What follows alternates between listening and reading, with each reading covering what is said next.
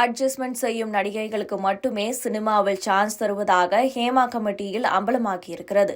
பாலியல் ரீதியாக இணங்கும் நடிகைகளை மலையாள திரையுலகினர் ஒத்துழைக்கும் நடிகைகள் என்று வகைப்படுத்தப்பட்டுள்ளதாகவும் நீதிபதி ஹேமா கமிஷனின் அறிக்கையில் தெரிவிக்கப்பட்டுள்ளது. கேரளாவில் ஷூட்டிங் தளத்தில் நடிகைகள் தொடங்கி அனைத்து நிலை பெண்களுக்கும் பாதுகாப்பை உறுதிப்படுத்த அரசு நடவடிக்கை எடுக்க வேண்டும் என்று மலையாள சினிமா துறையின் பெண்கள் அமைப்பினர் முதல்வர் பினராயி விஜயனுக்கு மனு அளித்திருந்தனர். குறிப்பாக ஷூட்டிங்கில் பெண்களுக்கு டிரெஸ் மாற்றக்கூட வசதி செய்து தருவதில்லை, பாத்ரூம் வசதியும் இல்லை, சினிமா வாய்ப்புக்காக பாலியல் ரீதியாக அட்ஜஸ்ட்மெண்ட் செய்யும் துன்புறுத்தல்களையும் சகிக்க வேண்டிய நிலைமை உள்ளது. இதுகுறித்து புகார் அளிக்க கூட பெண்கள் யாருமே முன்வருவதில்லை என்று கூறப்பட்டது. இதையடுத்து கேரள நடிகைகள் மற்றும் சினிமா பெண் தொழில்நுட்ப கலைஞர்கள் சந்திக்கும் பாலியல் பிரச்சினைகள் குறித்து விசாரித்து அறிக்கை வழங்க வேண்டும் என்று நீதிபதி ஹேமா தலைமையிலான கமிஷன் ஒன்றை கேரள அரசு நியமித்தது. இந்த கமிஷனானது பாதிக்கப்பட்ட பல நடிகைகள் உட்பட பெண் கலைஞர்களிடம் நேரில் விசாரணை நடத்தி 2019ஆம் ஆண்டு கேரள முதல்வரிடம் அறிக்கை தாக்கல் செய்தது. ஆனால் அந்த அறிக்கை இதுவரை வெளியிடப்படாமலே இருந்தது மிகப்பெரிய குழப்பத்தை தந்தது. அது மட்டுமல்லாமல் ஹேமா கமிஷன் அறிக்கையை வெளியிட தடை விதிக்க வேண்டும் என்று பிரபல மலையாள தயாரிப்பாளர் சஜிமோன் கேரள ஹைகோர்ட்டில் மனு தாக்கல் செய்தார். அதேபோல பிரபல நடிகை ரஞ்சனியும் இந்த அறிக்கையை வெளியிடக்கூடாது என்று தடை கோரி கோர்ட்டுக்கு ஓடினார்.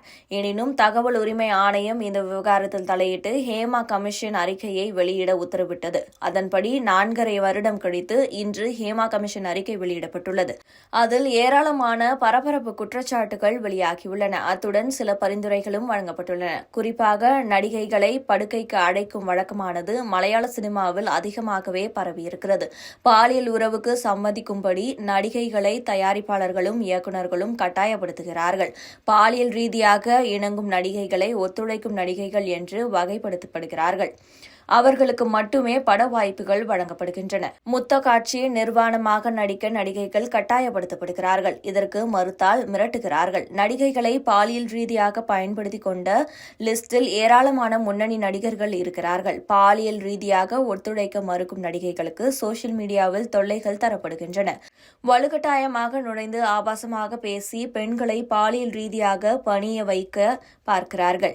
இதுகுறித்து போலீசில் புகார் செய்ய தயங்குகின்றன. காவல்துறை உதவியை ஏன் நீங்கள் நாடுவதில்லை என்று நாங்கள் கேட்டபோது, இதுபோன்ற சம்பவங்களுக்கு புகார் அளித்தால் பல கடுமையான பிரச்சினைகளை சந்திக்க நேரிடும். அந்த பயத்தில்தான் இதை பற்றியெல்லாம் வாய் திறக்காமல் இருக்கிறோம் என்று பாதிக்கப்பட்ட பெண்களே சொல்கிறார்கள் என்றெல்லாம் ஹேமா அறிக்கையில் புட்டு வைக்கப்பட்டுள்ளது. அது மட்டுமல்லாமல் நடிகர் நடிகைகளுக்கு சம ஊதியம் வழங்க வேண்டும், குற்றப்பின்னணி உள்ளவர்களை ஓட்டுநர்களாக நியமிக்க தடை விதிக்க வேண்டும், ஷூட்டிங்கில் பங்கேற்கும் நடிகைகளுக்கு பாதுகாப்பான இருப்பிடம், போக்குவரத்து உள்ளிட்டவற்றை தயாரிப்பாளர்கள் உறுதி செய்ய வேண்டும். ஷூட்டிங் நடக்கும் இடங்களில் மதுபானம், போதைப் பொருட்களுக்கு தடை விதிக்க வேண்டும் என்று ஹேமா கமிட்டியில் பரிந்துரைக்கப்பட்டுள்ளது மிகுந்த கவனத்தை பெற்று வருகிறது.